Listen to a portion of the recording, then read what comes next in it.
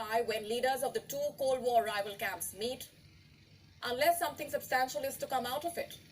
A headline that dominates the cover page of every newspaper on the planet. The leader would rather not sit down and talk and risk being seen as a failed statesman/negotiator. Joe Biden, all the more. You see, Putin does not have much to lose. He is not sitting at the helm of the world's oldest democracy. Biden is. His predecessor, Donald Trump, has set the bar high for him when it comes to sitting down with the Russian leadership. You remember the Helsinki summit? The high-profile Trump-Putin meeting that the world could not seem to have enough of? The two spoke for nearly 2 hours. Putin called the meeting candid. Trump, deeply productive. The world will be expecting nothing less than a productive meeting if and when Biden and Putin meet.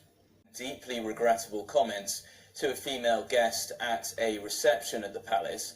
Ngozi Fulani, who runs a charity that supports women who are victims of domestic abuse, posted a thread on Twitter describing a conversation that she had with a royal aide at that reception. Now, while she didn't name the person, she said she was repeatedly asked questions such as, which part of Africa are you from? What's your nationality? Now, Fulani is a British citizen and was at the palace to attend an event hosted by the Queen Consort Camilla. An eyewitness has come forward and named that aide who was involved in that conversation as Lady Susan Hussey. The 83-year-old served for 6 decades as a lady-in-waiting to the late Queen Elizabeth II, and she is also godmother to Prince William, the Prince of Wales. According to a statement released by Buckingham Palace, the individual involved apologises for the hurt caused by that interaction. Now, this scandal comes after accusations of racism were made by Prince Harry and his wife Meghan against the royal household in an interview back in March of 2021.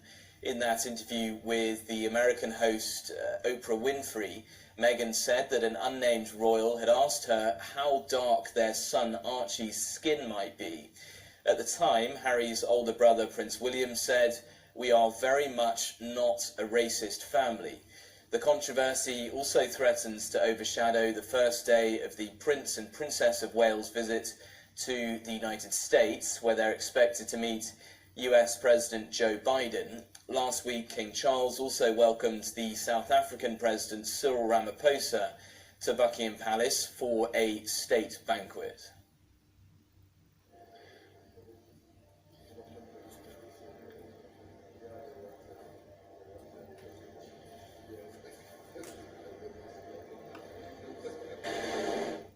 Let's get some more now on that story, those accusations of racism at Buckingham Palace from a royal aide. Let's cross live now to Alex Isaac, who's our correspondent in London. Alex, what's the reaction been so far in the UK to these accusations of racism at Buckingham Palace?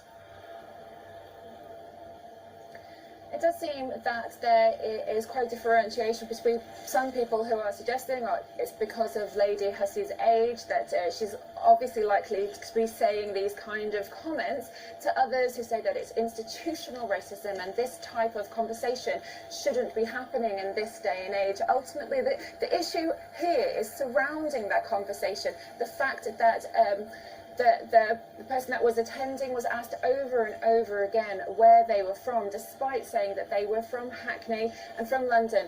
And then she felt like she was interrogated. But because the royals did step in really quickly, within the hour, there was an apology and there was a resignation. So it did seem that the royals have gone beyond that don't complain, don't explain, and quickly got in. They don't want to be seen